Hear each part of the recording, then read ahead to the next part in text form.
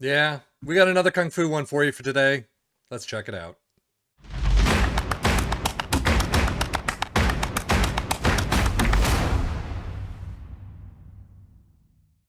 This one is called the Stephen H.K. Kung Fu 4231 version 3. Apparently, someone else uploaded it, but this is all credit goes to someone named Stephen H.K. It is a standard 4231, and actually, let me get to the tactic itself. There is a lot of information, though, on the Steam Workshop this time around, thankfully.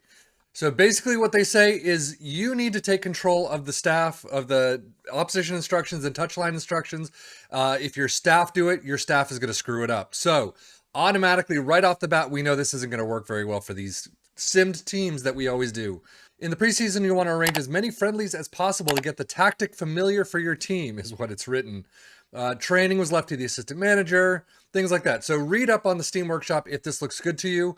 But overall, it is basically meant for you to actually take a part in and work through day in, day out, match in, match out, not doing the sim, as we always say. But since this is the way we're doing it, we're going to check it out anyway.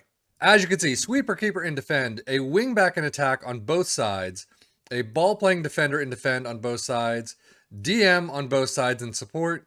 You got inverted wingers on attack on both sides. You got an attacking midfielder in attack in the central spot, right below the attack, advance forward in attack as well up front. This is an attacking mentality. I have no idea what that means. I apologize. I don't speak that language. In possession, attacking width is fairly wide. Approach play is pass into space, overlap on the left and right, play out of defense. Passing directness is shorter and the tempo is higher. In the final third, lower crosses, work the ball in the box, and run at defense. And then if we look at in transition, counter press, counter, distribute to the fullbacks, and then throw it long. And then out of possession, high press line of engagement, standard defensive line, so it does open that midfield a little bit. Trigger press much more often and prevent short goalkeeper distributions, and I'm going to assume there's nothing there. I'm showing you the Endrick screen just so you know this is with the winter updates. Joining Real Madrid on 7/22/24.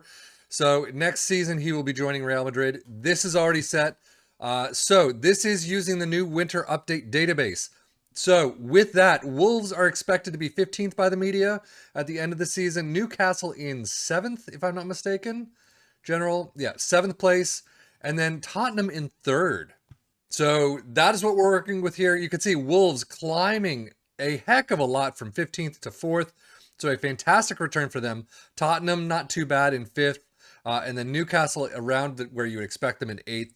So overall, for Wolves, this worked like a wonder. For everyone else, it was kind of average. Tottenham's schedule did not start out very well. August was not very good, not picking up a single win until Nottingham Forest at the end of the month, but then going on a small run there of about 5 games, and then just becoming spotty from here on out. Post-World Cup, another nice run from December to January, and then spotty again, just not a great February. A good March, a good April, and then just a bad May. You could see they got to the Champions League semifinals against Man City and lost 1-4, and then drew 1-1, just being kicked out of that. What else? FA Cup quarterfinals, you got to Liverpool 0-4. Ouch. And then the EFL Cup 2-2 in penalties against Lincoln City. So overall, 2 big cup competitions that you went pretty far in, which is not too bad. They were definitely seemed to be prioritizing that over the Premier League. But in the end, you still lose out on all of them. Wolves starting out in a fantastic form in August, losing just 2 at the end of the month and at the beginning of the month, then taking on 2, Man City and Arsenal. Fantastic wins there. 0-2 to Leeds, though, and then a fantastic run all the way to 0-5 against Manchester United, having just beaten them in the EFL Cup 4th round. But then it becomes a little bit spottier. You've got a round of 4 there, then 2, 2, 2, 2. So yeah, it becomes spotty from that point on. You lose out in the FA Cup 5th round against Arsenal 3-4. EFL Cup semifinals, second leg. So you do get the semifinals. 3-2 against Chelsea, and then losing 1-3 against Chelsea. And that kicks you out of all competitions, and then just spotty from the rest of the season. But overall, 4th place, not too bad. Newcastle schedule. Look at that. You got a wonderful form through all of August into September. You have a 1-0 loss to Southampton that you probably could do better on managing it yourself. But then a nice run of 4 unbeaten. The 0-4 to Fulham. Okay, that one hurts. 1-2 against Brighton. Again, you could probably deal with that. But starting off the World Cup part, EFL Cup fourth round, losing against Aston Villa 1-2. FA Cup third round, 0-3 against Southampton. It's spotty month to month. January looks fantastic minus that loss. February looks awful minus that win. March looks awful. April looks fantastic minus that loss. So, then May just finishing out horrifically. 5-3 against Wolves. But in the end, still, top half finishes for everyone. You can't really complain too much about that. And Newcastle is probably going to have a heck of a lot of money to spend in the summer.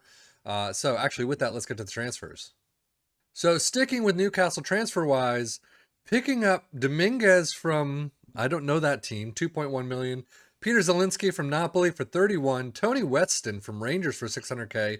Douglas Santos, we've seen before, from Zenit, 25.5. And then Facundo Gonzalez from Valencia Mestalla for 4.5. I've never heard of that team. So you do have some new transfers this time around. And then kicking Jamal Lascelles to Strasbourg for 3.6 at the end of January. Nothing from Wolves for transfers, and then losing out on nobody, just loans. So Wolves' transfer business was not all that great. And just like Wolves, Tottenham did nothing in the transfer window past June. And then everything past June and July was all loans. So absolutely nothing from them either. Squad-wise, I will show you this screen quickly. You can see Tottenham had very few in the green, which is not a good thing to see at all. Did Wolves fare any better? Not really. Not really at all. Maybe one or two more. And then Newcastle, if you look at the squad, yeah, they were pretty average. Actually, Newcastle has more in the green than any of the other teams, but still not all that fantastic of a season. Premier League stats, you can see most goals. Man City, of course, 101, sorry. Wolves with 89. So a fantastic run there. Newcastle and Tottenham both in there with 81 and 75. Fewest shots against Tottenham with 447. Most dribbles made, nobody. Fewest conceded, Tottenham with 51. Liverpool, though, in first. But most shutouts, nobody. Most tackles won. Newcastle with 773. So I guess picking up the defensive side as the 8th place team. But most shots for Tottenham, Newcastle, and Wolves all showing up from 639 all the way down to 573. So not too big of a spread right there. And then most points per game, as you'd expect. Wolves in 4th, Tottenham in 5th, and then Newcastle in 8th. Player overview, most goals. Cunha in 2nd with 28. Harry Kane with 24 in 3rd. Isaac in 4th with 23. So a nice spread right there. And then nobody else. Most assists. Pablo Sarabia at 16 in 1st, Trippier with 14 in 2nd, and then Maximin and Almiron in 5th and 6th with 11 and 10 apiece. Pedro Neto with 10, also in 6th. Player of the Match awards, no one down to Kulusevski. It's 6th and then with 6, and then Cunha with 6, tied for 4th. So most shutouts, Hugo Lloris with 10. But really nobody finding anything else. Most tackles won with 95, Pedro Neto for Wolves. And then most key passes, Trippier, Sarabia, and Pedro Porro. Most shots, you have Alexander Isaac and Cunha in there, 109 and 97 apiece. Overall, starting with Newcastle in all competitions, Isaac with 26 goals, Isaac with 7.29 highest average rating, Trippier with 18 assists, and then most player of the match awards, Trippier, Almiron, and Isaac with 4 apiece. Cunha with 37 goals. So Cunha looks like he was a fantastic pickup from Atletico, but Cunha with 37 goals in all competitions. Sarabia with 7.23 highest average rating, as well as 21 assists, and then Cunha with 8 player of the match awards. So a fantastic return on some of these new boys. And then finishing out with Tottenham, Harry Kane with 33 goals, Kulusevski with 7.13 highest average rating, and 11 assists, and 9 player of the match awards. Overall, I will say 2 red cards for Porro. That's ouch. And 20 yellow cards. He is one maybe to stay away from.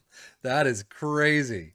But league table overall, like I said, Wolves really picking it up into Champions League spots.